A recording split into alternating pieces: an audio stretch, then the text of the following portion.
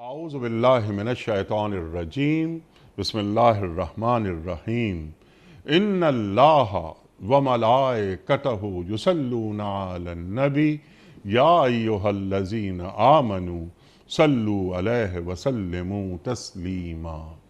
अल्लाहुम्मा सल्लि अला सय्यिदिना व नबिय्यिना व शफीअना व मौलाना मुहम्मद व अला आले मुहम्मद व बारिक व सल्लिम।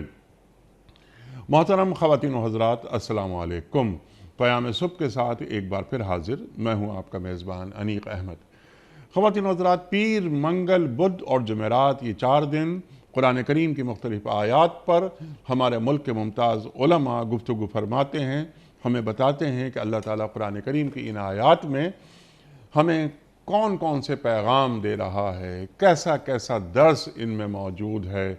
कुरान करीम की रोशनी तमाम इंसानियत के लिए।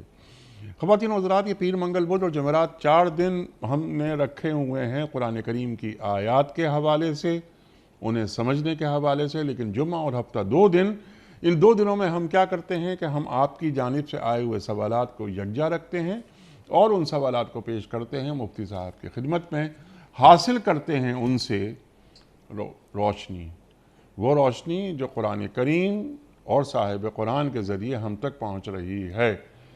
ख़वातीन हज़रात, मुल्क जय्यद मुफ्ती साहिबान तशरीफ़ लाते हैं और हमारे और आपके पूछे गए सवालात के शाफ़ी जवाबात अता कर फरमाते हैं। आज के हमारे मुअज़्ज़ज़ मेहमान मोहतरम मुफ्ती इरशाद अहमद एजाज़ साहब हैं। मुफ्ती इरशाद अहमद एजाज़ साहब हमारे मुल्क का एक जाना माना नाम, मकबूल और मारूफ नाम। एक दुनिया का आपने सफ़र किया, दुनिया को करीब से देखा, आज के जुमला मसाइल का हल आप कुरान और सीरत की रोशनी में अता फरमाते हैं। फ़ारिग़ तहसील दारुल उलूम कराची। ख़वातीन हज़रात, मुफ्ती इरशाद साहब को खुश आमदीद कहते हुए प्रोग्राम का आगाज़ अल्लाह ताला के बाबरकत नाम से सूरह कुरैश। आऊज़ु बिल्लाहि मिनश शैतानिर रजीम बिस्मिल्लाहिर्रहमानिर्रहीम लिईलाफ़ि क़ुरैशिन ईलाफ़िहिम रिह्लतश शिताइ वस्सैफ़ फ़ल्यअबुदू रब्ब हाज़ल बैत अल्लज़ी अतअमहुम मिन जूइन व आमनहुम मिन खौफ। सदक़ल्लाहुल अज़ीम। चूँकि कुरैश मानूस हुए, यानी जाड़े और गर्मी के सफ़रों से मानूस, लिहाजा उनको चाहिए कि इस घर के रब की इबादत करें जिसने इन्हें भूख से बचाकर खाने को दिया और खौफ से बचाकर अमन अता फरमाया। सदक़ल्लाहुल अज़ीम। ख़वातीन हज़रात, मोहतरम मुफ्ती इरशाद साहब की खिदमत में आज के प्रोग्राम के हवाले से पहला सवाल इरम फातिमा का सवाल है। बड़ा अच्छा सवाल है कि मुफ्ती साहब, हमारे यहाँ आम तौर पर बात होती है हुकूक, कुछ फ़राइज़ भी हमारा दीन अता फरमाता है। ये बताइए कि मुसलमान बीवी की बुनियादी ज़िम्मेदारियाँ क्या हैं, यानी फ़राइज़ क्या हैं, ताकि वो मुसलमान बीवी नज़र आए। इरम फातिमा, इरशाद। बिस्मिल्लाहिर्रहमानिर्रहीम नहमदु व नसल्ली अला रसूलिहिल करीम अम्मा बाद।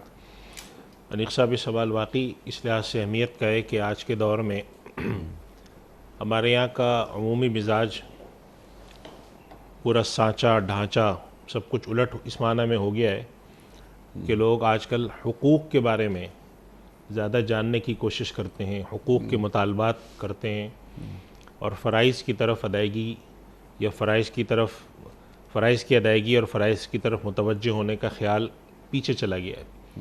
इसका नुकसान ये हुआ है कि मिजाज ये बन गया है कि हमारा फ़र्ज़ क्या है उस पर हम तवज्जो नहीं देते, लेकिन हम ये ज़रूर जानने की कोशिश करते हैं कि हक़ क्या है। जब हक़ लेने की आप कोशिश करते हैं और जब हर आदमी हक़ लेने की कोशिश करता है तो लाजमी तौर पे मुआशरे के अंदर एक फ़साद और एक भूचाल पैदा होता है। उसकी वजह ये होती है कि जब आप हक़ लेने की कोशिश करते हैं और सामने वाला अपना फ़र्ज़ अदा करने से रुकता है तो ख़ुद ब खुद मुआशरे के अंदर एक जकड़बंदी पैदा हो जाती है कि हर आदमी अपना फ़र्ज़ से रुक रहा है।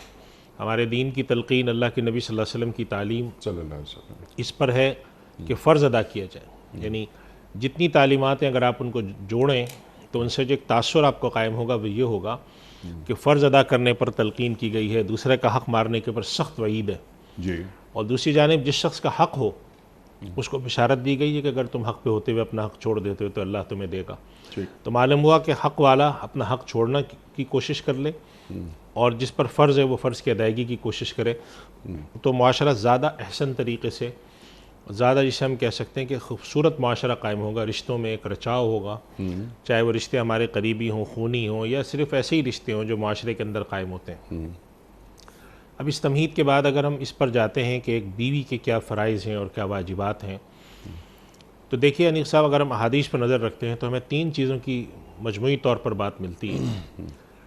एक तो नबी करीम सल्लल्लाहु अलैहि वसल्लम ने इस बात पर ज़ोर दिया है कि मियाँ बीवी के दरमियान जो ताल्लुक़ की बुनियाद है, ज़ाहिर है कि 2 ताल्लुक़ की बुनियादें होती हैं। एक तो उनका इज़्दिवाजी ताल्लुक़ होता है और एक आम माशरती ताल्लुक़ है। मियाँ बीवी हैं, उनके बच्चे हैं, उनके अपने रिश्ते हैं जिसके ज़रिए वो अपनी ज़िंदगी बसर करते हैं। तो अल्लाह के नबी सल्लल्लाहु अलैहि वसल्लम ने एक तो इस पर तवज्जो दी है कि जो इज़्दिवाजी ताल्लुक़ है इसके मामले में कोताही न बरती जाए, इसके पर तवज्जो दी है। मिन हैसुल मजमू औरत की इताअत और फरमाबरदारी ख़ास तौर पे मर्द के हवाले से ये बात रखी गई कि उसकी जो इज़्ज़त है और उसका जो हक़ बनता है इस्मत का, उसके हवाले से चनांचा ये बात फरमाई कि वह अपने बिस्तर पे किसी अजनबी को न बैठने दे। ये एक ताबीर हदीस में जो की गई है इसकी तशरीह में मुहद्दिसीन फरमाते हैं इससे मुराद है कि जो इस्मत की हिफाजत है वो उसको करे। और तीसरी बात यह है कि जो मजमूई हुकूक़ होते हैं अल्लाह के और ख़ानदान के जो बनते हैं, चाहे वो माँ होने की हैसियत से बनते हों या बीवी होने की हैसियत से बनते हों, उसकी अदायगी की फ़िक्र हो। अगर एक औरत ऐसी है, चुनांचे हदीस शरीफ में आता है कि अल्लाह के नबी सल्लल्लाहु अलैहि वसल्लम फरमाते हैं कि अगर एक औरत नमाज की पाबंद हो, अपनी नमाज़ें अदा करती हो, शौहर की फरमा बरदार हो, तो वह जन्नत के जिस दरवाज़े से चाहे दाखिल हो जाए। तो इससे मालूम ये होता है कि अल्लाह के नबी सल्लल्लाहु अलैहि वसल्लम ने जो ये ताबीर फरमाई है इससे मुराद ये है कि वो अल्लाह के पर ईमान रखने वाली, अल्लाह के हक़ अदा करने वाली हो और शौहर के हक़ अदा करने वाली हो। इसमें एक मैं वजाहत कर दूं कि जब औरत के वाजिबात का ज़िक्र किया जाता है तो बसा औक़ात लोग इससे तासुर ये लेते हैं कि शायद इस्लाम ने इस चीज़ पर तवज्जो दी है कि एक औरत आए और अपना सर झुका कर बैठी रहे और मर्द उसके साथ जो चाहे करता रहे, वो खामोश बैठी रहे और किसी किस्म की आवाज़ न बुलंद करे। यानी कि बसा औक़ात जो लोग ज़रा सा तेज़ ज़बानी से एतराज़ करते हैं वो कहते हैं भेड़ बकरी लाने की तलक़ीन की गई है। तो ऐसा नहीं है तसव्वुर। अगर ऐसा होता तो अल्लाह के नबी सल्लल्लाहु अलैहि वसल्लम तलाक़ की इजाज़त न देते। अल्लाह के नबी सल्लल्लाहु अलैहि वसल्लम के अपने हालात ज़िंदगी अज़वाज मुतहहरात के साथ कैसा बर्ताव था, सहाबा इकराम का कैसा बर्ताव था, उससे हमें मालूम होता है कि ऐसा नहीं था कि जिसके अंदर ऐसी कोई बात। अल्लाह के नबी सल्लल्लाहु अलैहि वसल्लम की दीगर अहादीस देखें, आप सल्लल्लाहु अलैहि वसल्लम फरमाते हैं खैरुकुम li अहली, तुम में से बेहतरीन शख्स तो वो है जो अपने अहले खाना के साथ अच्छा हो। तो आप सल्लल्लाहु अलैहि वसल्लम ने यह भी फरमाया मैं तुम सब में अपने अहले खाना के साथ अच्छा हूँ। तो इससे मालूम ये होता है कि यहाँ मुराद वो वाली कैफियत नहीं कि जो कनीज़ और आका के दरमियान होती है, ये भेड़ बकरियों के दरमियान है, बल्कि मुराद इससे एक मजमूई मोहब्बत और ताल्लुक़ वाली कैफियत है कि अगर अल्लाह ने इस ताल्लुक़ को तुम्हारा कायम किया है और ज़िंदगी में ये ताल्लुक़ असल है, यानी बाकी ताल्लुक़ात जो हैं, जो भाई वाला ताल्लुक़ है, बहनों वाला ताल्लुक़ है, औलाद वाला ताल्लुक़ है, यानी कि जो औरत है, लड़की, उसके माँ बाप भी होते हैं, बहन भाई भी होते हैं, लेकिन ज़िंदगी का जो बेशतर हिस्सा है, अगर एक ख़ातून की शादी 20 साल की उम्र में होती है तो चाहे उनका इंतकाल 50 साल में हो, 60 साल में हो, 70 साल में हो, उनका बेशतर हिस्सा जो है वो शादीशुदा ज़िंदगी का गुजरता है। तो इसीलिए अल्लाह के नबी सल्लल्लाहु अलैहि वसल्लम ने तवज्जो उस तरफ ज़्यादा मबजूल कराई कि ये रिश्ते की नौयत ऐसी है कि इसके अंदर आपस में खलफशार भी हो सकता है, झगड़े भी हो सकते हैं, बेहुरमती बेअदबी के काम भी हो सकते हैं, और इस रिश्ते की जो असल है ताल्लुक़ कायम होना, उसके अंदर दरार पड़ सकती है। और रिश्ते की दूसरी असल जो है, जो हम अक्सर कभी कभी हम और आप बैठते हैं तो एक बात करते हैं कि इस रिश्ते के तक़द्दुस को हटाने के लिए बसा औक़ात हमें बाज़ ऐसे टीवी पे सीरियल नज़र आते हैं कि एक औरत शादीशुदा ज़िंदगी गुजार रही है लेकिन वो ख़यानत भी कर रही है। तो इस ख़यानत को तो दुनिया के किसी माशरे में पसंद नहीं किया जाता, उसके ऊपर लोग बात करते हैं। तो हमारे नबी सल्लल्लाहु अलैहि वसल्लम ने भी इसकी तलक़ीन की कि ये ख़यानत ना करे, अपनी इस्मत की हिफाजत करे, शौहर की फर्मा बरदारी करे। फर्मा बरदारी से मुराद वही बात जो मैंने अर्ज़ की कि मिन हिस्सुल मजमू, आपस में एक उसके साथ चलें, और इसके साथ साथ अल्लाह और उसके रसूल सल्लल्लाहु अलैहि वसल्लम ने जो फ़राइज़ आयद किए हैं, वाजिबात हैं, नमाज है, दीन की जो चीज़ें हैं, इतना कर ले इस औरत के लिए बहुत है। तो ये असलन औरत के एक फ़राइज़ हैं जिसके ऊपर चलने चाहिए। ये वो फ़राइज़ हैं जो कि एक अमूमी इज़्दिवाजी ज़िंदगी के हैं। फिर इसके साथ साथ जब आगे चलती है ज़िंदगी और औलाद होती है, तरबियत होती है, औलाद की बेटियाँ होती हैं, बेटे होते हैं, उसके अंदर ज़िंदगी के अंदर मुशावरत के साथ हो, तरबियत के मामले के अंदर वो शौहर के साथ मुआवनत करे, चूँकि और बच्चों की तरबियत का एक बड़ा हिस्सा औरत के हाथ से होता है। जब बच्चे बाशूर हो जाते हैं तो उनकी तरबियत में बड़ा दखल बाप का हो जाता है। तो एक ऐसी ज़िंदगी कि जिसके अंदर वो एक दूसरे के साथ मुआवनत के साथ चलें, इसकी एक मिसाल है, अल्लाह के नबी सल्लल्लाहु अलैहि वसल्लम ने ऐसी औरत को दुआ दी है, ऐसे जोड़े को दुआ दी है कि जिसमें आप सल्लल्लाहु अलैहि वसल्लम ने फरमाया कि वो औरत अपने शौहर की नमाज में उठने पे मदद करती है, और अगर वो नींद के सहारे की वजह से बोझल होता है तो उसके चेहरे पे पानी भी छिड़क देती है कि तुम उठो। अब इससे यहाँ मुराद क्या है? मुहद्दिसीन ने कहा इससे मुराद ये है कि उसको ये फ़िक्र है कि अगर मैं नमाज़ पढ़ती हूँ तो मेरा शौहर भी पढ़े, सुभान अल्लाह। अब मैं अगर अल्लाह के रास्ते पे चलती हूँ तो मेरा शौहर भी चले, मुझ में अच्छे अखलाक हैं तो मेरे शौहर में भी हों। तो इस चीज़ को देखते हुए हमें मालूम होता है कि यहाँ पे आप सल्लल्लाहु अलैहि वसल्लम जो बयान फरमाना चाहते हैं वो असलन इस दिवाजी ज़िंदगी में एक रचाव, एक ताल्लुक़ की जो नौइयत है, इसको कुरान करीम ने हुन्ना लिबासुल लकुम व अंतुम लिबासुल लहुन से ताबीर किया है कि अल्लाह ताला ने जितना रचाव, जितना गुंधा हुआ रिश्ता ये बनाया है, ऐसा रिश्ता कोई नहीं बनाया। और इस रिश्ते के आदाब भी हैं, इसके अंदर साथ रहने की वजह से इख्तलाफ भी होता है, झगड़ा भी होता है, मिजाज का फ़र्क भी होता है, उसके बावजूद अल्लाह ताला ये चाहते हैं। इसीलिए नबी करीम सल्लल्लाहु अलैहि वसल्लम ने तलाक़ को जायज़ करार देने के बावजूद, हलाल करार देने के बावजूद इस बात की वजाहत फरमाई, सराहतन आपने फरमाया कि जिन चीज़ों को अल्लाह ने हलाल किया उसमें अल्लाह को सबसे नापसंद चीज़ तलाक़ है। यानी हलाल तो किया इंसानी तबाह और ज़रूरतों को देखते हुए, लेकिन पसंद नहीं किया उसने। सबसे ज़्यादा नापसंद ये है कि तलाक़ हो जाएगी, रिश्ते टूटें। तो इस वजह से मालूम ही होता है कि अल्लाह के नबी सल्लल्लाहु अलैहि वसल्लम इस रिश्ते को जोड़ के रखना चाहते हैं। और अनिक साहब, अगर हम अपने बर्र सग़ीर हिंद पाक जहाँ पे हम लोग रह रहे हैं, यहाँ की माशरत हम पहले ही देखते आए, अब तो जाके थोड़ा सा इस माशरत में फ़र्क भी आ रहा है। हमने हमेशा यहाँ पे यही सुना अपने बड़ों को, अपने बुज़ुर्गों के रिश्ते के बरकरार रखने पे, इसके तक़द्दुस पे ज़ोर देते थे। बाद दफ़ा ऐसा भी होता था कि वो इतना ज़्यादा ज़ोर देते थे कि हमें बाद दफ़ा उसमें नामुनासिब भी बात मालूम होती है, लेकिन उसके पीछे ये फ़िक्र नहीं थी कि बस अब एक दफ़ा रिश्ता हो गया तो अब चाहे ज़िंदगी पे जुल्म हो, मारपीट हो, जबर व तशद्दुद हो, लेकिन रिश्ता ना तोड़ो। उससे असल मुराद वही थी कि भाई ये रिश्ता बड़ा एक मुक़द्दस रिश्ता है, इस रिश्ते में अल्लाह ने एक ख़ास नौइयत रखी है, तो इस रिश्ते को जहाँ तक मुमकिन हो चलाएँ, और अगर बिल्कुल मुमकिन नहीं होता तो अल्लाह ने तलाक़ को रखा है। तो ये तसव्वुर है जिसके अंदर हुकूक़ का और इसका और फ़राइज़ का। तो चूँकि सवाल फ़राइज़ से मुताल्लिक़ था तो इसलिए मैंने ये बात अर्ज़ कर दी कि औरत के फ़राइज़ जो हैं वो मिन हिस्सुल मजमू ये हैं। इसमें एक आखिरी बात मैं अर्ज़ करके फिर इस बात का सवाल का जवाब ख़त्म करता हूँ कि बाज़ फ़राइज़ जो होते हैं अनिक साहब, उनका ताल्लुक़ इस चीज़ों से नहीं होता कि जो शरई अहकाम है। यानी बसा औक़ात लोग ऐसा सवाल करते हैं कि मियाँ बीवी के फ़राइज़ में पूछते हैं आकर क्या बीवी का ये भी फ़र्ज़ है, क्या फ़लाँ चीज़ भी फ़र्ज़ है। मसलन जैसे कि हमारे माशरे में तरीक़ा है कि जब आज लड़की की शादी होती है, वो शौहर के घर जाती है, तो आम तौर पे शौहर के माँ बाप उसी के साथ रह रहे होते हैं। यानी मसलन फ़र्ज़ करें कि एक साहब हैं जिनके 2 बेटे हैं, एक बेटा पाकिस्तान से बाहर है, तब उनके जो माँ बाप हैं वो अब इसी बेटे के साथ रहेंगे, अलग तो रहेंगे नहीं। तो बसा औक़ात इसमें ये सवालात खड़े हो जाते हैं आकर कि क्या लड़की के ज़िम्मे ये ज़रूरी है कि वह अपने सास ससुर की खिदमत करे या फ़लाँ काम करे, फ़लाँ काम करे। इसके बारे में मैं एक बात अर्ज़ करूँ अनिक साहब कि ये इस सवाल को कानूनी, खालिसतन कानूनी पहलू से देखने से जो ख़राबी पैदा होती है कि वो रिश्ते चटकते हैं, रिश्ते टूटते हैं। रिश्तों का ताल्लुक़ ही अल्लाह ने एहसान पे रखा है, इन्नल्लाह यअमुरु बिल अदलि वल एहसान। इसका मफ़हूम ये है कि इसके अंदर अखलाक़ और ताल्लुक़ है। यानी कि अगर एक ख़ानदान में बहू आई है और वह सास ससुर की खिदमत करती है तो सास ससुर उसको अपना हक़ ना समझें, उसकी तरफ से एक एहसान का रवैया समझें कि अगरचा इसके ऊपर फ़र्ज़ नहीं था कि ये हमारे साथ ऐसा रवैया रखे, लेकिन इसने किया है तो अल्लाह ताला इसको जज़ाए खैर दे, उसके साथ एक एहसानमंदी का जज्बा रखें।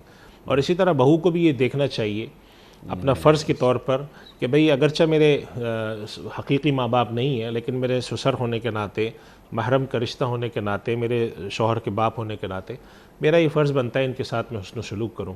चुनांचे उलमा ने लिखा है कि जब अल्लाह ताला पड़ोसी के मामले में इतना तलक़ीन कर सकता है, पड़ोसी के ताल्लुक़ के हवाले से इतनी बात कर सकता है, जो घर में रहने वाले हैं उनका हक़ कितना ज़्यादा बनेगा। तो इस वजह से इसको खालिसतन कानूनी रुख से जब देख कर आप बात करते हैं बसा औकात लोग कि नहीं ये कोई फ़र्ज़ तो है नहीं, तो इससे फिर बहुत सारी चीज़ें ऐसी हैं जो कि इस रिश्ते में फ़र्ज़ नहीं होती। जिस तरह लड़की के ऊपर फ़र्ज़ नहीं है कि वह अपने शौहर के माँ बाप की खिदमत करे, इसी तरह लड़के भी फ़र्ज़ नहीं है कि वह अपनी बीवी या उनके माँ बाप के घर जाए, उनके यहाँ जाके बैठे, उनकी ताज़ीम व तकरीम करे। बस जब कभी मुलाकात हो जाए मिले। आप खुद सोचें कि कितना एक अजीब सा रिश्ता हो जाएगा कि लड़का जब अपने ससुराल नहीं जाता और लड़की जो है वो अपने सास ससुर के साथ। इस वजह से थोड़ा सा हमें ये चीज़ भी देखना चाहिए कि अगर अल्लाह ताला ने एक निज़ाम में हमें पैदा किया और उसके अंदर खूबसूरती चली आ रही है तो उसको जितना मुमकिन तौर पर बरकरार रख सकते हैं बरकरार रखना चाहिए। ये बात ज़रूर है कि दुनिया के हर रिश्ते की तरह इन रिश्तों के अंदर भी लोग कमी बेशी होती है, जुल्म ज़्यादती भी हो जाती है, उसका मदावा होना चाहिए। ये मतलब नहीं है किसी नसीहत का या किसी बात का कि हम उन सारे गलत कामों को भी जवाज़ दे रहे हैं, लेकिन एक मजमूई तौर पे बात यह है कि अल्लाह ताला ने जिस तरह के रिश्ते जोड़ के रखे हैं और इससे ख़ानदान के अंदर एक रचाव होता है, रिश्तों में ताल्लुक़ होता है। जब पड़ोसियों के बारे में इतनी ज़्यादा तलकीन है और सहाबा किराम रिज़वानुल्लाह अलैहिम अजमईन की बाद रिवायत से मालूम होता है कि वो इस तरह की चीज़ों को तवज्जो देते थे, तो उससे इन सब से हमें ये मालूम होता है कि इस रिश्तों को लेकर चलना, ये भी अगर एक ख़ातून ये ज़िम्मेदारी अपने सर पर उठाती हैं तो ये बहुत अहसन है और इसके ऊपर बहुत अजर भी मिलता है। तो अगर हम इस नौइयत से इस ताल्लुक़ को देखें और बात से बात बढ़ती है, हमारे पास और सवाल भी होते हैं, लेकिन एक सब आज के दौर में एक बात है जो अर्ज़ करते हुए दिल चाहता है करूँ। आज के दौर में हमने जो एक ख़ुसूसी तौर पर आज के दौर की जो एक फ़िक्र है कि मर्द और औरत के ताल्लुक़ को एक दूसरे के साथ हुन्ना लिबासुल लकुम अंतुम लिबासुल लहुन्ना वाला कैफियत के बजाय एक दूसरे के मद्दे मुकाबिल ला के खड़ा कर दिया कि ये उसका ज़रूर दुश्मन है, वो इसकी ज़रूर दुश्मन है। दीन इसका बिल्कुल बरक्स तस्वुर देता है, हमारी सारी दुनिया की समाजी रिवायत इसके बरक्स तस्वुर देती हैं। लिहाजा आज जो है वो हर जगह आप देखें कि वो कभी मर्द को जालिम बना के पेश किया जाता है, कहीं औरत को जालिम बना के पेश किया जाता है, कहीं मर्द को कोई जब जाबिर और ऐसा कैरेक्टर तो इसको कोई डाइन का कैरेक्टर। ये इससे मुआशरे बनते नहीं। आजकल दुनिया में जितने भी अच्छे बड़े सोशियोलॉजिस्ट हैं वो किसी मज़हब के भी हों, वो कहते हैं ये तस्वुर जो आप दे रहे हैं अपने आने वाली नस्लों को, ये कोई पायदार तस्वुर नहीं है, कोई मुकाबला मुसाबिकत नहीं है। मुसाबिकत एक दूसरे को कॉम्प्लीमेंट करना है, फिर मुसाबिकत के अलावा नहीं अब तो जंगो जिदाल तक पहुंचा दिया गया मामला। यानी कि वो ऐसे नारे आ रहे होते हैं कि जैसे सामने वाला आपका जो मद्दे मुकाबिल है वो आप उसके शायद जंग करके ज़िंदगी बसर करनी है। ऐसा ताल्लुक़ नहीं है। असल नौइयत इस ताल्लुक़ की अल्लाह सुब्हानहू व तआला ने जाअल बैनकुम मवद्दतम व रहमा का लफ्ज़ भी कहा है कि तुम्हारे दरमियान मोहब्बत रखी, एक दूसरे का ख्याल रखने का रखा। एक जगह फरमाया हुन्ना लिबासुल लकुम अंतुम लिबासुल लहुम, एक और जगह फरमाते हैं व कैफ़ ताख़ुज़ूनहु वक़द अख़ज़ा बाज़ुकुम अला बाज़िन व अख़ज़ना मिनकुम मीसाक़न ग़लीज़ा, एक बहुत ही ज़बरदस्त पक्के जोड़ के अंदर तुम। तब अल्लाह ताला इस रिश्ते को ऐसे ताबीर कर रहे हैं और हम इन रिश्तों को उठाकर जो है वो एक जंगो जिदाल बनाएं, तो ऐसा नहीं होना चाहिए। उस रोशनी में हमें इन रिश्तों को इस तरीके से चलाना चाहिए। कमी बेशी दुनिया के हर जगह पे होती है, कमी बेशी की बुनियाद पर निज़ाम को बर्बाद नहीं किया जाता, निज़ाम को बरकरार रखते हुए कमी बेशी की इस्लाह की जाती है। सुभान अल्लाह, सुभान अल्लाह। बितफसील आपने गुफ्तगू अता फरमा दी। अल्लाह ताला एक मुसलमान बीवी को, एक उम्मती बीवी को कैसा देखना चाहता है, फ़राइज़ वाजिबात वग़ैरह हुकूक़ सब आपने बिल्कुल वाज़ेह कर दिया। सिर्फ एक बात मैं चाह रहा था कि इस पर भी आप गुफ्तगू फरमा दें कि ये शौहर का मामला हो गया, लेकिन जब ये मियाँ बीवी के रिश्ते में ये मुंसलिक हो गए तो औलाद है, औलाद की तरबियत वो बाप की ज़िम्मेदारी ज़्यादा है या बीवी की ज़िम्मेदारी ज़्यादा है? देखिए अनीक साहब, अगर हम वैसे देखें तो हमें मालूम होता है कि ये औलाद की ज़िम्मेदारी दोनों की है। क्योंकि कुछ चीज़ें ऐसी हैं जो कि माँ बेहतर सिखाती है और कुछ चीज़ें ऐसी हैं जो कि बाप बेहतर सिखाता है। यानी मिन हैसुल मजमू दीन की समझ देना, दुनिया की समझ देना, मुआशरत की समझ देना, ये बाप की ज़िम्मेदारी भी होती है। और जैसे कि रिश्तों में कैसे रहना है, क्या बरतना है, किसी के साथ कैसे पेश आना है, वक्त जो है बच्चा माँ के साथ ज़्यादा गुजारता है, लिहाजा वो माँ की जिम्मेदारी बनती। लेकिन जिसे हम कहते हैं ना शख्सियत को ढालना, उसको सांचे में डालना, वो माँ है और उसकी मिन हैसुल मजमू जिम्मेदारी। और आजकल अनीक साहब, आज तो अब तालीम का एक बड़ा मौजू बन गया जिसको हम पेरेंटिंग कहते हैं। जी हाँ। कि आप माँ बाप कैसे बने।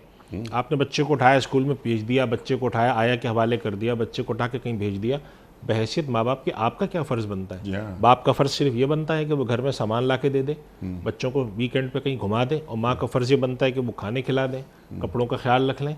बाकी तरबियत, उनके अखलाक, उनकी तालीम, उनको एक अच्छा फ़र्द बनाना, अच्छा मुसलमान बनाना, अच्छा एक इंसान बनाना, सिविक सेंस पैदा करना, शऊर पैदा करना, ये इंसान में और एक जानवर में फ़र्क हो कुछ, ऐसे खुदरो पौधे की तरह बड़ा ना हो, ये जिम्मेदारी दोनों की आयद होती है। और आज के दौर में हमारे यहाँ उलमा इकराम ये ख़ास तौर पे इस बात की नसीहत करते हैं कि हर माँ बाप को चाहिए कि वो अपनी ज़िंदगी की तमाम मसरूफियात में से रोज़ाना कुछ वक्त निकालें औलाद के लिए। बाप को चाहिए हफ्ते में एक दिन 1 घंटा निकाले, ताकि औलाद को मालूम हो कि हमारे अब्बा हमें बुलाते हैं, हमें पूछते हैं। ये नहीं है कि अचानक कोई मामला आ गया तो हो गए।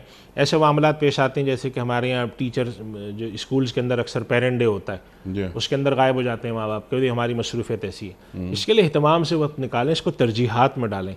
ये तरजीहात में आप डालें, इनकी तरबियत पे तवज्जो दें, इनकी तरबियत में किरदार अदा करें, ताकि 2 जिम्मेदारियों के साथ, एक तो ये कि आपकी ज़िंदगी का माहसल सारी कोशिश यही आपकी औलाद होती है, आप इसी के लिए कोशिशें करते हैं, तो इस पर आप तवज्जो भी दें। दूसरा है कि अल्लाह के यहाँ सवाल भी है कि हमने तुम्हें औलाद की नेमत दी, तुम्हें बेटी दी, तुम्हें बेटा दिया, तुमने उनको कितना दीन सिखाया, कितना दुनिया सिखाई, कितनी समझ दी, कितना शऊर दिया, या ऐसे ही तुमने छोड़ दिया।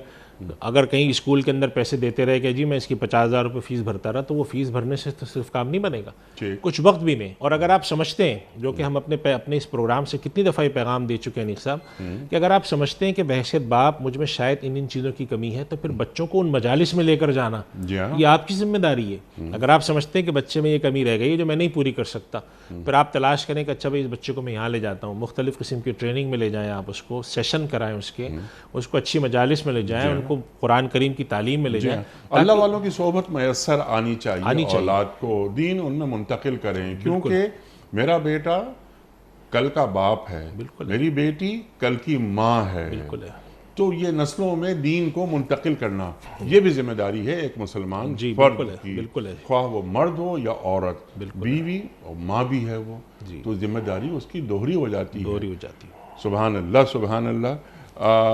रिजवान साहब का सवाल है मुफ्ती साहब कि वज़ीर आज़म हाउसिंग स्कीम और बड़ी स्कीमें हैं, यूथ लोन वगैरह भी, तो ये यूथ लोन वगैरह होती हैं, इसमें छोटा सा ज़रा कम होता है मार्कअप यानी इंटरेस्ट, तो क्या ये रिजवान साहब पूछ रहे हैं कि तमाम स्कीम्स ये बिल्कुल जायज़ हैं, कोई उज़्र तो नहीं है इन स्कीमों से फ़ायदा उठाया जाए? अनीक साहब, इसमें 2 बातें मैं अर्ज़ करूँ कि देखें, एक तो इन स्कीमों की जो बुनियाद है वो सही होती है। बुनियाद से मुराद ये कि जो फ़िक्र है वो फ़िक्र ये होती है कि हमारे माशरे में जो नौजवान हैं या हमारे माशरे में वो लोग जो कि बासानी अभी कारोबार उनके नहीं है, छोटे कारोबार हैं, उनके पास इतने वसाइल नहीं हैं, और वो जो हमारे यहाँ आम एक तरीक़ेकार है बैंकिंग का या फाइनेंशियल सिस्टम का, उसकी जो कवायद हैं, ज़वाबित हैं, उसके मुताबिक ये उसमें भी पूरा नहीं उतरते, तो आखिर इनकी मदद कैसे की जाए। इसके लिए 2-3 किस्म के प्रोजेक्ट शुरू में, जैसे आपने हाउसिंग स्कीम का कहा कि पाकिस्तान में घर मिलना एक ख्वाब सा बनता जा रहा है लोगों का, खुसूसन बड़े शहरों में, तो एक आदमी है वो अपना महीने का 15, 20, 25, 30 हज़ार किराया दे रहा है। तो इस तरह की स्कीमों पर गवर्नमेंट ने, हुकूमत ने गौर किया कि अगर हम एक ऐसी स्कीम लाते हैं जिसके लिए लोगों के पास घर आ जाए, जो किराए की मद में पैसे निकालते हैं उसमें 2-4 पैसे और मिलाकर, लेकिन बजाय इसके वो सारी ज़िंदगी किराए पर रहें, घर में मुंतकिल हो जाए, तो उसके लिए कुछ कम रेट के हम स्कीम शुरू करते हैं। इसी तरह ये यूथ लोन जो है, इसके पीछे जो तस्वुर है वो ये है कि अगर एक आदमी अपना कोई काम कर रहा है, कुछ की शॉप है, कोई छोटा काम है, जिसमें आजकल एक टर्म इस्तेमाल करते हैं, कोई स्टार्टअप है, कोई कॉटेज इंडस्ट्री का काम है, तो उसको 5 लाख, 10 लाख, 50 लाख इस तरह के छोटे छोटे उनको फाइनेंशियल हेल्प कर दी जाए। तो ये फ़िक्र मिन हैसुल मजमू तो फ़िक्र अच्छी है। अलबत्ता इसके अंदर जो दूसरा मसला है वो ये है कि हमारे यहाँ जो एग्जिस्टिंग फाइनेंशियल सिस्टम के मॉडल हैं ये उसी के ऊपर भी डेवलप हुई हुई है। तो इसमें 2 तरीके हमारे यहाँ मारूफ हैं। एक वो हैं जो कि हमारे यहाँ इस्लामी मालियाती इदारों ने किए हैं, उन्होंने प्राइम मिनिस्टर की जो हाउसिंग स्कीम है उसको इस्लामी मालियाती इदारे भी कर रहे हैं, और वो इदारे भी कर रहे हैं जो कि अपने इस्लामी तरीके से काम नहीं करते, अपने कन्वेंशनल बैंकिंग के तरीके से करते हैं। इस तरह प्राइम मिनिस्टर स्कीम जो यूथ लोन वाली है, इसके अंदर दोनों चीज़ें मौजूद हैं। तो मैं ये तजवीज़ करूँगा कि जो लोग इसमें जाना चाहते हैं, वो जो इस्लामी मालियाती इदारे हैं जो उन्होंने अपने स्कीमें बनाई हैं, उनमें जाएं, और उनमें जाकर अगर वो इस्लामी तरीके से चीज़ें हासिल करते हैं तो इसके हासिल करने की गुंजाइश है। कोई कबाहत नहीं है। इस्लामी वाले मॉडल में जाएंगे तो वो ठीक है, ठीक है। लेकिन जो वज़ीर आज़म का यूथ लोन वगैरह है, ये इनकी जो टर्म्स एंड कंडीशंस हैं वो इस्लामिक बैंक हों या गैर इस्लामी बैंक्स हों, दोनों में तो एक ही है ना? नहीं, दोनों में एक नहीं होती। असल में इनकी टर्म्स एंड कंडीशन 2 तरह की होती हैं। एक तो एक इंतज़ामी कंडीशन होती हैं जी हाँ, कि आपके पास क्या कारोबार हो, आपका क्या डेटा जो है सारा डेटा अवेलेबल हो, आप टैक्स देते हो वगैरह वगैरह, और एक ये कि जब हम आपको पैसे देंगे तो आप किन शर्तों पर पैसे लेकर वापस करेंगे।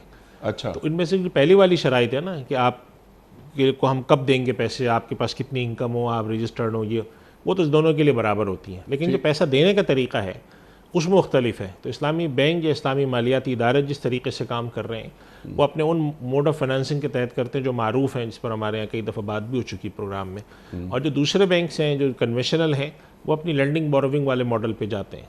तो ये अभी चूँकि पाकिस्तान के अंदर इस्लामी बैंकिंग की पेनिट्रेशन यानी जिसे कहते हैं शेयर अभी बहुत छोटा है, तो इस वजह से दोनों बैंक ऑफ़र कर रहे हैं। तो मशवरा ये देते हैं हम लोगों को कि जो इस्लामी बैंक या इस्लामी मालियाती इदारे जो आपको फराहम कर रहे हैं, आप सिर्फ उस स्कीम पे जाएं, चाहे वो हाउसिंग स्कीम हो, चाहे प्राइम मिनिस्टर की यूथ लोन हो, या जो भी हो, वो जो ऑफ़र कर रहे हैं आप उनमें जाकर हासिल कर लें। उनको करने में कोई हर्ज नहीं है, बल्कि मैं तो कहता हूँ करना चाहिए। अगर एक आदमी है उसका काम अच्छा है और वो समझता है कि मैं थोड़े पैसे डाल के काम को फैला सकता हूँ और किसी इस्लामी मालियाती इदारे से मुझे मुआवनत मिल सकती है, तो उसको बिल्कुल चाहिए कि वो जाकर ले।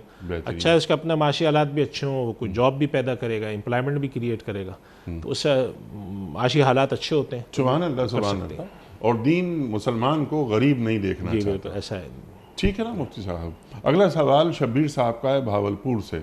सवाल उनका ये है कि मुफ्ती साहब, हदीस मुबारक में आया है अल्लाह ताला अपने बंदों पर सबसे ज़्यादा मेहरबान है, तो फिर ये बंदों पर अजाब आजमाइशें ये क्यों आती हैं? इसमें जो सवाल है ये सवाल हमेशा से एक रहा है, यानी ये सवाल नया नहीं है। जी हाँ, एक पुराना सवाल है और वो सवाल असल ये है, अगर मैं इसको थोड़ा सा दूसरे अल्फाज में बताऊं, कि अल्लाह ताला ने इस दुनिया के अंदर अगर अल्लाह मेहरबान है तो तकालीफ या जिसे कहते हैं तसव्वुर शर या ख़राब चीज़ का तसव्वुर क्यों रखा? ठीक। तो इसके दो जवाब हैं। एक तो एक उसूली जवाब है, वो उसूली जवाब ये है कि वो जगह जहाँ पर अल्लाह ने सिर्फ़ खैर रखी है, वहाँ पे किसी तकलीफ़ का, किसी शर का, किसी मुश्किल का गुज़र नहीं है, वो जगह आखिरत में अल्लाह ने जन्नत बनाई है। उस जगह को अल्लाह ताला ने फरमाया कि वहाँ पर जो दाखिल हो गया वो किसी किस्म की तकलीफ़, परेशानी, आजमाइश में नहीं गुजरे। इस दुनिया की तख्लीक़ के वक्त अल्लाह ताला ने ये ऐलान फरमाया कि हमने इस दुनिया को पैदा ही आजमाइश के तौर पे किया है। यानी ख़ुद कुरान करीम अल्लाह ताला फरमाते हैं कि हमने मौत और हयात को पैदा ही इसलिए किया कि देखे अल्लाह ताला कि तुम में अच्छा कौन है।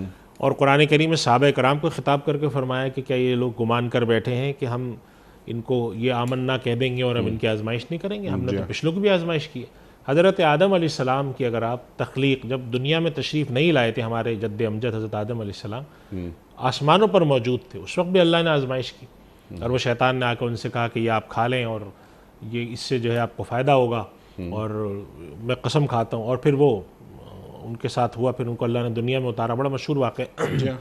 तो ये बात हमें समझनी चाहिए कि अल्लाह सुब्हानहू व तआला कुरान करीम में इस बात को जगह जगह फरमाते हैं कि कुरान करीम में जैसे दूसरी बार में फरमाया कि हम आप तुम्हारी आजमाइश करेंगे, वलनबलुवन्नकुम बिशैइन मिनल जूइ वल खौफि, कभी खौफ हरास का आलम होगा, खौफ की ज़िंदगी बसर करते होंगे, यानी अमन अमान का नक्स होगा। कभी तुम्हारे यहाँ भूख फैली हुई होगी, कभी कुछ होगा, कभी कुछ होगा, कभी जालिम हुक्मरान आ जाएंगे, कभी कोई हालात ऐसे हो जाएंगे, कभी सैलाब। ये सारी चीज़ें अल्लाह ने इस दुनिया में बनाई हैं। तो ये चीज़ें अल्लाह की सिफत रहमत के मुनाफी नहीं है, क्योंकि अल्लाह ताला खुद ऐलान कर चुका है कि भाई मैं सिफत रहमत तो है लेकिन मैं आजमा रहा हूँ इस दुनिया में। तो अब अगर एक आदमी जो है, एक उस्ताद है, एक छोटी सी मिसाल है, अगरचे मिसाल बनती नहीं है लेकिन बात समझने में आसानी होती है। अगर एक उस्ताद है या फ़र्ज़ करें बाप है, वो बहुत ही शफ़ीक़ हैं, लेकिन वो औलाद के इम्तिहान के लिए एक जगह बिठाते हैं, तो उस मुद्दत तक जिस मुद्दत तक वो इम्तिहान में है, बाप अपनी शफ़क़त को रोक लेते हैं। बाप कहते हैं कि नहीं, इस काम में मैंने तुम्हें बिठाया है, अब तुम इस इम्तिहान पे पूरा उतरो। तो ये शफ़क़त को रोक लेना भी रहमत की एक शक्ल, ये रहमत ही की शक्ल होती है। यानी कि ये नहीं है कि रहमत रोक ली, बल्कि ये कहा कि ये मैं रहीम हूँ। कुरान करीम अल्लाह ताला ऐलान फरमाते हैं अपने बारे में, रहमान रहीम का ऐलान करते हैं, सब कुछ करते हैं, और कतबा अला नफ्सिहिर रहमा।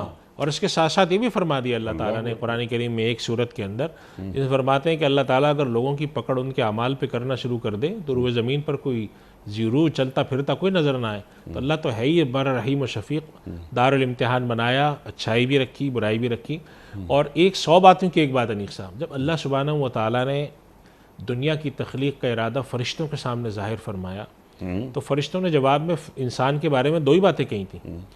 अल्लाह ताला से उन्होंने अर्ज़ किया था कि परवरदिगार तजल्लु फ़ीहा मन यफ़सिदु फ़ीहा व यस्फ़िकुद दिमा, आप दुनिया में एक ऐसी मखलूक पैदा फरमाना चाह रहे हैं जो दुनिया में फ़साद भी करेगी और खून भी बहाएगी।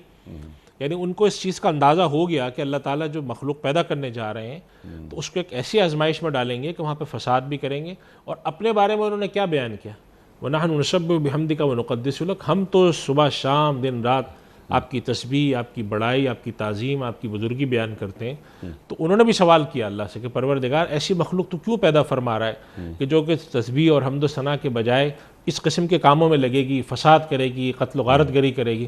तो अल्लाह ताला ने इसका एक जवाब हकीमाना दिया कि इन्नी आलमु मा ला तालमून, मैं खालिक हूँ, तुम्हारी पहुँच ही नहीं हो सकती वहाँ तक कि जो मैं जानता हूँ, लिहाजा अब तुम इस मामले में तुम लोग कुछ मत कहो। उन्होंने ये एतराज़ नहीं कहता, एक बात तफ़हीमन थी, फरमाया कि नहीं तुम नहीं जानते इस चीज़ को जो मैं जानता हूँ। तो अल्लाह ताला ने इस दुनिया को बनाया, तो इसलिए ये बात याद रखनी चाहिए कि ये सवाल कि अल्लाह ने इस दुनिया के अंदर शर क्यों रखा, अल्लाह ताला ने दुनिया में ख़राब चीज़ों का तस्वुर क्यों रखा, ये असल में उसका जो इम्तिहान है, दारुल इम्तिहान के तहत जो दुनिया बनाई है, ये उसका इम्तिहान है। ये उसके अंदर कुछ को इधर से गुजारता है, कुछ को उधर से गुजारता है। और जिस मोमिन का आखिरत पर ईमान हो उसको अंदाज़ा है कि अगर अल्लाह ताला ने किसी आजमाइश में मुझे दुनिया में रखा और मैं हालत ईमान में गया तो इस सारे आजमाइश का बदला वहाँ मिलेगा। और हदीस में इशारा भी आता है कि अल्लाह के नबी सल्लल्लाहु अलैहि वसल्लम फरमाते हैं कि किसी को अगर कांटा भी चुभता है मोमिन को तो अल्लाह ताला के यहाँ उस पर अजर होता है। ये सारी तकालीफ जो हैं जिसमें से इंसान अगर गुजरता है और अल्लाह पर ईमान उसका बरकरार है तो अल्लाह ताला इसका बदला वहाँ पे अता फरमाएंगे। हत्ता कि रिवायात में ये भी पढ़ा होगा नीक साहब, आपने सब पढ़ा, इस प्रोग्राम में कई दफ़ा इसका जिक्र आया है कि बाद दफ़ा जब मुसलमान वहाँ अल्लाह पर ईमान रखने वाला पहुँचेगा और वो देखेगा वो जो दुनिया में दुआएं मांगता था जो कबूल नहीं हुई तो उसका कितना अजर है, तो वो तमन्ना करेगा कि काश मेरी कोई दुआ कबूल न हुई होती। आज तो हम इतनी कोशिश करते हैं ना हमारी ये दुआ कबूल हो जाए, वो हो जाए। मालूम ये हुआ कि इस दुनिया की जो तकालीफ है इसके बदले में जो अजर है, अल्लाह ताला ईमान की हालत में अगर कोई जाता है दुनिया से, अल्लाह ने जो तकालीफ रखी हैं, आजमाइश की जो नौयतें रखी हैं, उसका जो अजर है वो इतना बड़ा है, इतना बड़ा है वो अजर कि वो आदमी उसके बाद देख कर कहेगा मैं दुनिया में तो कुछ भी तकलीफ़ नहीं उठाई। तो इस वजह से दारुल इम्तिहान का तस्वुर अगर जहन में वाज़े हो तो ये सवाल नहीं पैदा होता कि अल्लाह ताला ने आजमाइश को रखी। चुनांचे इस पे आखिरी बात मैं अर्ज़ करता हूँ कि जब अल्लाह सुब्हानहू व तआला ने ऐलान फरमाया और अल्लाह के नबी सल्लल्लाहु अलैहि वसल्लम ने तरगीब दी कि भाई जो लोग मुस्तहिक़ीन हैं, ज़रूरतमंद हैं, इनकी मदद करो, तो मुशरिकीन मक्का एक सवाल उठाते थे अल्लाह सुब्हानहू व तआला के नबी के सामने, अनुतमिम अल्लाह यशाउल्लाह व तमा, हम इन नंगे भूखों को क्यों खाना खिलाएं, खिलाना होता तो अल्लाह खिलाता। यानी कहना यह था कि भाई अल्लाह ने क्यों फ़कीर पैदा किया इनको, क्यों भूखा मारा हुआ है इनको, क्यों इनके पास पहनने ओढ़ने को चीज़ें नहीं। तो अल्लाह सुब्हानहू व तआला ने इसका जवाब दिया, अंतुम इल्ला फ़ी ज़लालिम मुबीन, तुम बड़ी खुली वाज़ेह गुमराही में हो। यानी तुम्हें इतनी सी बात समझ में नहीं आ रही कि अल्लाह सुब्हानहू व तआला ने इस दुनिया के अंदर कुछ को दौलत दी है, देकर आजमाया है, कुछ को दौलत लेकर आजमाया है। जिनको दौलत दी है उनसे कहा गया कि तुम देखो खर्च करते हो नहीं करते, तुम्हें अल्लाह की राह में जो अल्लाह ताला ने फरमाया है, और अगर तुम नहीं खर्च करते तो फिर आओ क़यामत के दिन अल्लाह ताला फरमाते हैं कि हम वो माल दाग, उस माल को सोने चांदी को गर्म करके तुम्हारे जिस्म पे दागेंगे, ये अपने लिए तुमने सेंध सेंध के रखा हुआ था, क्यों नहीं खर्च करते थे अल्लाह की राह में। तो ये चीज़ रखी, दोनों तरफ बातें रखी, अल्लाह की तरफ इंसान मुतवज्जह होता है, बंदगी उसमें है या नहीं है। तो इसलिए ये बात वाज़ेह होनी चाहिए कि अल्लाह की सिफत रहमत के ये आजमाइश मुनाफी नहीं है। और जहाँ तक मुनाफी होती वो बात होती कि अल्लाह जुल्म करे, तो अल्लाह ने फरमा दिया साहब वमा रब्बुका बिज़ल्लाम, अल्लाह जुल्म नहीं करेगा, ठीक है, और ना उसकी अहलियत से बढ़कर उस पर कोई आजमाइश या कोई इम्तिहान बिल्कुल डाला जाए। बिल्कुल ऐसी ला युकल्लिफुल्लाहु नफ्सन इल्ला वुसअहा लहा मा कसबत, अल्लाहु अकबर, अल्लाहु अकबर। अच्छा, इसी बात को ज़रा सा और आगे लेके समझने के लिए आपने बिल्कुल वजाहत कर दी, खलक़ल मौत वल हयात लियब्लुवकुम अय्युकुम अहसनु अमला, ज़िंदगी मौत अल्लाह ताला ने पैदा की इसलिए कि ये देखे अल्लाह ताला, आजमाइश करे कि तुम में बेहतरीन आमाल किसके हैं। सुबहान अल्लाह, सुबहान अल्लाह। बाज़ दफ़ा ये सवालात हमारे नाज़रीन भिजवाते भी हैं हमारे पास इसी सिलसिले में कि अल्लाह ताला 70 माओं से ज़्यादा मोहब्बत करता है, लेकिन एक बच्चा जो कोई 4 साल का बच्चा है वो ट्रक के नीचे आ गया, उसका इंतकाल हो गया, उसकी माँ पे क्या गुजरती है जब वो 4 साल का बच्चा उसके साथ कोई हादसा हो जाता है वगैरह वगैरह। तो 70 माओं से ज़्यादा मोहब्बत करने वाला खालिक, मालिक, रहमान, रहीम, वो ये कैसी मोहब्बत है उसकी कि वो उस बच्चे को दुनिया से उठा लिया, अब उसकी माँ की दुनिया तो उजड़ गई ना। ये देखें अनिस साहब, ये सवाल जिस तरह का है ना, अगर उसी तरह के एक जो थोड़ा अवामी अंदाज़ का जवाब दें तो वो अवामी अंदाज़ का जवाब बाद लोग ये देते थे कि भाई अल्लाह ने उसको अपने पास बुला लिया इस दुनिया से। तो बज़ाहिर तो यहाँ वाले की दुनिया उजड़ गई, लेकिन अल्लाह ताला ने उसको अपने पास बुलाया है, क्योंकि उसी ने दिया था। उसी ने दिया था। तो असल जो जवाब, जो असल बात समझने की है वो ये है कि हम तो देखते हैं ना, हमारे नज़र में तो सारी दुनिया, हमारा जो सब कुछ है वो इस दुनिया की ज़िंदगी के गिर्द घूमता है, जबकि अल्लाह ताला ने तो इंसान को कई हयात दी। चुनांचे बाज़ हज़रात ने ये बात लिखी है कि मौत का तस्वुर हमारे दीन में इस माना में नहीं है कि इंसान की ज़िंदगी ख़त्म, वो इस आलम दुनिया में है। यहाँ से जब वो ख़त्म होता है तो बरज़ख में चला जाता है, बरज़ख से ख़त्म होगा तो वो आखिरत में चला जाएगा। तो ज़िंदगियों का एक तसलसल अल्लाह ने रखा है। ठीक है। अब जब आपकी इजाज़त से एक बात और इस जहल पे अभी जहन में आई कि यही बच्चे वालिदैन की मग़फ़िरत करवा रहे होंगे और जन्नत में ले जा रहे होंगे। बल्कि एक हदीस में आता है कि एक सहाबी थे, उनके बच्चे का इंतकाल हुआ, बिल्कुल छोटा मासूम बच्चा पैदा होकर, तो वो रोने लगे।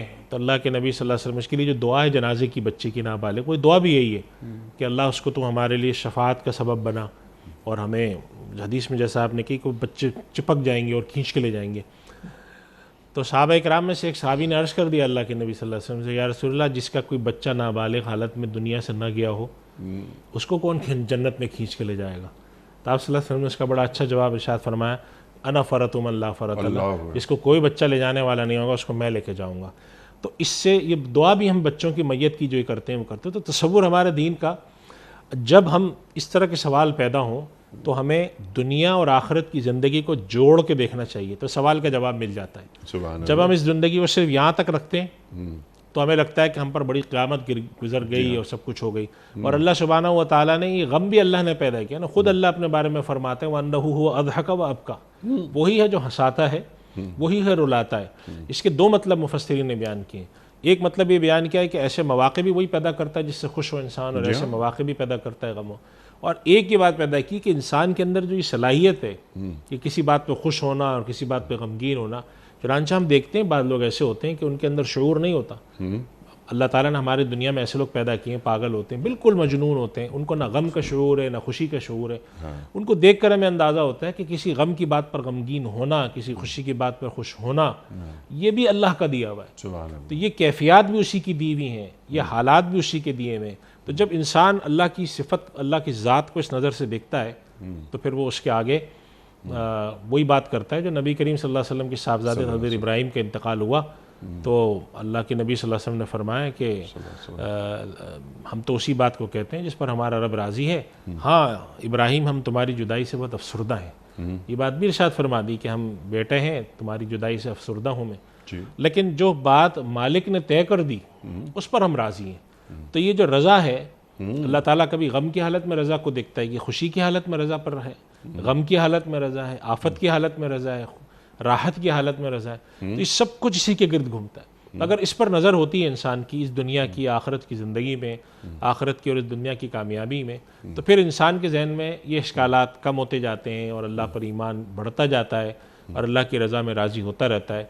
और अगर ये कैफियत इंसान के पर ना हो और सिर्फ इस दुनिया को ऊपर नज़र रखे तो फिर उसके लिए बात बहुत बड़ी होती है कि ये कैसा अल्लाह है कि शफ़ीक़ है और उसने मेरे से बच्चा ले लिया, सब कुछ है। तो ये इस लिहाज से अगर हम देखें कि भाई अगर एक आदमी कहता है आपका बच्चा यहाँ छूट गया है लेकिन आपको दूसरी दुनिया में बहुत अच्छी हालत में मिल जाएगा, तो फिर एक इंसान को होता है कि हाँ कोई बात नहीं, आज मुझसे अगर ले लिया तो मैं वहाँ चला जाऊँगा। बाकी ये जो कमी बेशी हो रही है ये मिन जानिबिल्लाह है, मैं उस पर ईमान रखती हूँ और अल्लाह की तरफ रुजू करती हूँ। इसीलिए देखें अल्लाह सुब्हानहू व तआला ने मोमिनीन की सिफत ये बयान फरमाई कि जब उनको कोई मुसीबत पहुँचती है, आफत पहुँचती है, तो पहला जुमला वो क्या कहते हैं, इन्ना लिल्लाहि व इन्ना इलैहि, हम अल्लाह के लिए अल्लाह ही के पास जाना है। तो उससे क्या होता है कि ये बात ख़त्म हो जाती है, ये कैफियत ख़त्म हो के अब्दियत पैदा हो जाती है। तो इस तनाजुर में जब हम चीज़ों को देखते हैं तो हमारे लिए गम भी हल्का हो जाता है, हमारे लिए खुशी जो है वो हुदूद से बाहर निकलने का सबब नहीं बनती, गम भी हुदूद से बाहर निकलने का सबब नहीं बनता। हम अपने दायरे में रहते हैं, दायरे में रहकर खुश होते हैं, शुक्र, खुशी की हालत में शुक्र करते हैं, गम की हालत में सब्र करते हैं। और फिर आखिरी बात अनीक साहब, वबश्शिर साबिरीन, अल्लाह सुब्हानहू व तआला ने क्या कहा है, सब्र करने वालों को बशारत दे दीजिए। और दूसरी जगह फरमाया इन्नमा युवफ़्फ़स साबिरून अजरहुम बिग़ैरि हिसाब, सब्र करने वालों को अजर मिलेगा उसका कोई हिसाब नहीं है। तो कोई तो बात है कि सब्र करने वालों को इतना अजर मिलेगा। तो सब्र किसे कहते हैं, शुक्र किसे कहते हैं, गम किसे कहते हैं, राहत किसे कहते हैं, ये सब इस दुनिया के अंदर अल्लाह ने चीज़ें पैदा की हैं और हमें इससे गुजर के जाना है, इसमें कोई इस्तिस्ना नहीं है। अल्लाह ताला ने अपने अंबिया को इससे गुजारा है हर बंदा इससे गुजरेगा और ईमान बरकरार रखेगा और रुजू इल्लाह रखेगा तो उस ज़िंदगी में कामयाब है और अल्लाह ताला नवाजता रहेगा। जैसे कि आपने बात फरमाई कि इन्नमा युवफ़्फ़स साबिरूना अजरुहुम बिगैर हिसाब, सब्र किया जाए और ये मर्ज़ी है माबूद, वे अल्लाह ये मुसीबत ये आजमाइश वक्ती तौर पर आई, वो वक्ती तौर पर है, लेकिन तू रहमान है हमारा ईमान है, तू रहीम है हमारा ईमान है, तू आदिल है यह हमारा ईमान है। मुफ्ती साहब एक और बात इस सिलसिले में आपने तफसीलन तो बात इस अता फरमा दी है, एक और बात ये भी है क्या कि अल्लाह ताला को किसी बंदे को एक कोई बड़ा मर्तबा इनायत करना होता है, उसके आमाल ऐसे नहीं होते कि वो उस मर्तबे तक पहुँच पाए, तो वक्ती तौर पर चंद आजमाइशों में डालकर अल्लाह ताला उस बंदे को उस मकाम तक पहुँचा देता है। इरशाद। ये अनीस साहब दोनों बहुत सारी हिकमतें होती हैं जी। एक हिकमत आपने जो बयान फरमाई कि बसा औक़ात बंदा उस दर्जे तक नहीं पहुंच पा रहा होता तो अल्लाह ताला उसको आजमाइश में डालकर, बीमारियों में डाल के, गम देकर, आफात देकर वहाँ तक पहुँचाते हैं। और एक और भी बात है, हज़रत मूसा अलैहिस्सलाम का जो वाक़या में मिलता है सूरह कहफ़ में, उससे हमें मालूम होता है कि जो हज़रत ख़िज़र थे या जो भी अल्लाह सुब्हानहू व तआला ने अब्दम मिन इबादिना कहा है कि वो उनको मिले थे और उन्होंने एक बच्चे को जाके कत्ल कर दिया। तो उन्होंने कहा क्यों कत्ल किया है? तो उन्होंने ये कहा कि अल्लाह सुब्हानहू व तआला की मर्ज़ी ये हुई कि अब अल्लाह इसके बदले में इनको एक नेक औलाद अता फरमाएगा, वरना अगर ये ज़िंदा रहता तो ये फ़लाँ फ़लाँ मामलात इसके साथ होते। तो ये भी होता है कि तकदीर इलाही में बाज़ दफ़ा एक इंसान के साथ एक मुश्किल आती है और इंसान समझता है कि ये बड़ा मेरे साथ आसानियाँ पेश आया, कुछ देर बाद पता चलता है। ऐसे वाक़यात अनीस साहब कितनी दफ़ा हम सुनते हैं, एक जहाज़ गिर के तबाह हुआ और एक मुसाफिर उसमें रह गया था और जिस वक्त उसको बोर्डिंग नहीं मिल रही थी उस वक्त उसने एक हंगामा खड़ा किया हुआ था एयरपोर्ट पर कि इस जहाज़ से मुझे जाने दो, और जिसे कहते हैं बेभाव की सुनाई थी एयरलाइन के अमले को, उन्होंने कहा था हम आपको नहीं जाने देंगे। लेकिन जब जहाज़ तबाह होता है तो वही आदमी सजदे में पड़ा होता है कि अल्लाह तूने मेरी ज़िंदगी रखी थी, अगर मैं सवार होता तो मैं भी ना। तो अल्लाह ताला ये चीज़ें दिखा रहा होता है कि बसा औक़ात एक मुसीबत तुम्हें लग रही होती है और कुरान करीम में अल्लाह सुब्हानहू व तआला ने इस बात की तरफ इशारा फरमाया, वासान तकरहु शैअन व हुवा खैरुल लकुम, एक चीज़ को तुम नापसंद करो वो तुम्हारे लिए बड़ी उम्दा हो और एक चीज़ को तुम बहुत अच्छा समझो तुम्हारे लिए बड़ी। तो ये अल्लाह ताला ने एक निज़ाम ही ऐसा बनाया है, इस निज़ाम को समझ के चलना। और इस निज़ाम में अगर आप अनीस साहब इससे देखें कि दुनिया के एतबार से भी देखें, ये तो दीन हमें बता रहा है ना, दुनिया में भी अगर आप देखें तो मैनेजमेंट के और जो सोशियोलॉजी के लोग हैं वो ये कहते हैं कि बसा औक़ात बास काम आपको बड़े ख़राब लग रहे होते हैं, मैं किस झमेले में पड़ा, लेकिन वो आपको ज़िंदगी में ऐसा सबक देते हैं कि आपकी आगे की ज़िंदगी आसान होती है। तो ये सारी दुनिया के लोग इस पर मुत्तफ़िक़ हैं कि कोई चीज़ जो कि ज़ाहिरन आपको बज़ाहिर ख़राब नतीजे वाली लग रही हो, ज़रूरी नहीं है कि वो ख़राब नतीजे वाली हो, उसका नतीजा बसा औक़ात बाद में बहुत ही अच्छा निकलता है और इंसान सोचता है कि अगर मेरे साथ ये मुसीबत ना आती। कितने कारोबारी लोगों के हालात आप पढ़ें, वो कहते हैं कि हमें मुलाजमत से निकाला गया तब हमने ये कारोबार शुरू किया और अल्लाह का शुक्र है कि हमें निकाला गया, लेकिन वो कहते हैं जिस वक्त हमें निकाला गया था हमें अफसोस था, हमें रात भर नींद नहीं आती थी। ये वो बात है जिसकी तरफ अल्लाह ताला इशारा फरमाते हैं कि किसी चीज़ को तुम हो सकता है कि वक्ती तौर पर समझो कि इसमें अच्छाई नहीं है लेकिन हकीकत में अच्छाई हो। तो ये दुनिया बनाई अल्लाह ने इस तरह की है, तो इस दुनिया को इसी तरह से समझना चाहिए और अल्लाह पे इसी तरह ईमान लाना चाहिए। सुभान अल्लाह, सुभान अल्लाह।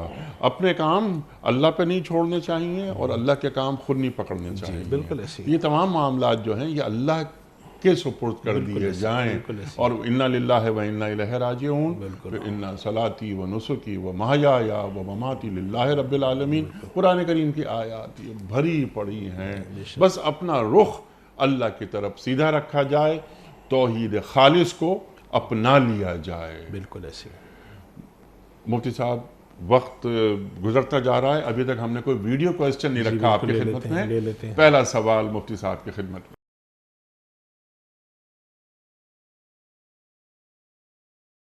अस्सलाम वालेकुम मुफ्ती साहब, मेरा सवाल ये है कि अल्लाह का पसंदीदा जिक्र कौन सा है? अल्लाह ताला, मेरा ख्याल है कि वो ये सवाल ये है कि सिफाती नाम है बहुत सारे अल्लाह ताला के, तो किस नाम से अल्लाह को याद किया जाए? अल्लाह का शायद ये उनका सवाल जी बज़ाहिर लग ही रहा है कि अल्लाह का पसंदीदा जिक्र। देखिए अनीस साहब, वैसे तो कुरान करीम में अल्लाह ताला ने नमाज को भी जिक्र कहा, यानी हर वो काम जिसमें इंसान अल्लाह की याद में मशगूल होता हो वो जिक्र है, तो वो जिक्र में नहीसुल मजमू एक अच्छी इबादत है। लेकिन अमूमी हालात में अगर आप देखें तो नमाज के बाद जो हम तस्बीहात पढ़ते हैं, सुबहान अल्लाह वल्हम्दुलिल्लाह वला इलाहा इल्लल्लाहु वल्लाहु अकबर, ये कई जगह तलकीन आई है जी हाँ। हम नमाज के बाद पढ़ने की आई है, वैसे पढ़ने की आई है, 33 दफ़ा पढ़ने की आई है। इसी तरह सुबहान अल्लाह व बिहम्दी सुबहान अल्लाहिल अज़ीम की आई है, अल्हम्दुलिल्लाह की आई है।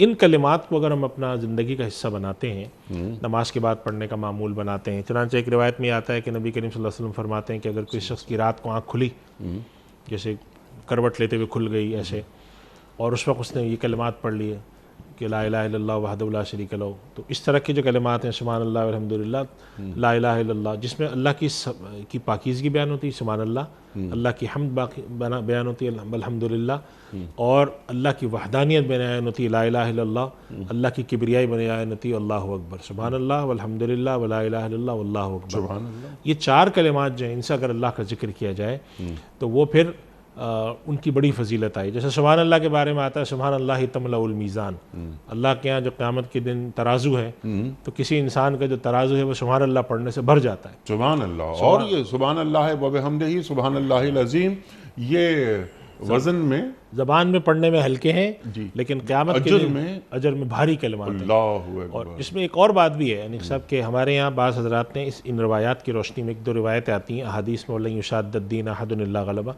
उसकी रोशनी में लिखा है कि अल्लाह सुब्हानहू व तआला ने ज़िक्र और इबादत के मामले में इतनी वुसअत रख दी कि जो इंसान जो आसानी से कर सकता हो वो करता रहे। किसी के लिए सुभान अल्लाह पढ़ना आसान है, वो सुभान अल्लाह पढ़ ले। किसी के लिए इस्तिग़फ़ार आसान है, वो इस्तिग़फ़ार पढ़े। किसी के लिए नमाज आसान है, वो नमाज पढ़े। किसी के लिए तिलावत आसान है, किसी के लिए कुछ है, किसी के लिए दुरूद शरीफ आसान है। ये सारी चीज़ें जो हैं इनका मामूल बना लें तो इस पर अजर सवाब मिलता है।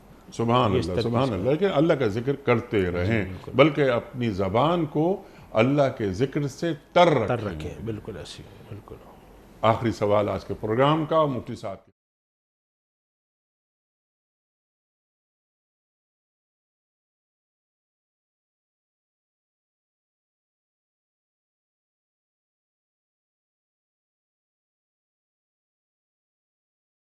एक हदीस शरीफ में आता है कि नबी करीम सल्लल्लाहु अलैहि वसल्लम ने ज़माने को बुरा कहने से मना फरमाया।